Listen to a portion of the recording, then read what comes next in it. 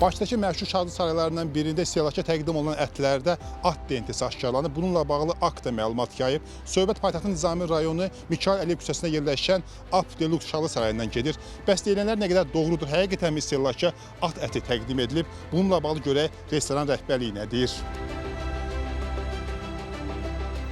O deyilənlər ümumi olaraq real deyil. Hal-hazırda gündəlik toy işləyən bir restoranıq. Yəni bizim ümumi rəhbərlik də narahatdır ki, buna görə biz də ümumiyyətlə olaraq biz mal ətindən istifadə eləmirik. İstifadə elədiyimiz mal əti bu bellərdir, ancaq bu bastırmada istifadə edilir. Biz xaçlama vermirik, biz bozartma vermirik. Ancaq bizdə quzu ətidir.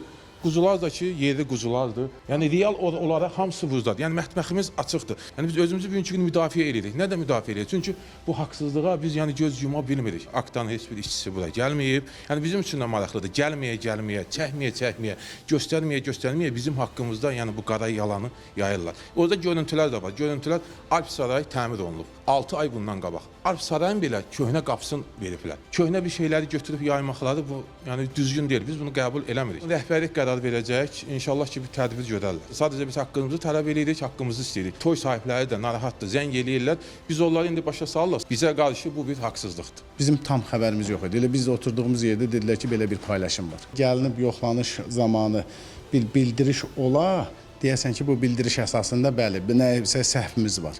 Bildirişimiz yox, bir şeyimiz yox. O şəkillər burada çəkilməyib. Bizdə ümumi ət gələndə biz əti qəbul eləyirik. Ümumi ətlərin hamısında peçatlı gəlir. Peçatlı formada kəsim məntəqəsində necə ət qəbul eləyirik, burada da o ətlər qəbul olunur. O şəkildə də biz istifadəyə veririk. Yəni o ətlər bizə aid deyil.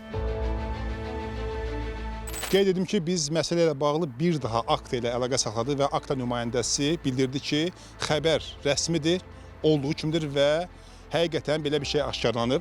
Amma restoran rəhbərliyi xəbəri təksib edir və bununla bağlı bir tədbir görüləcəyini qeyd edir.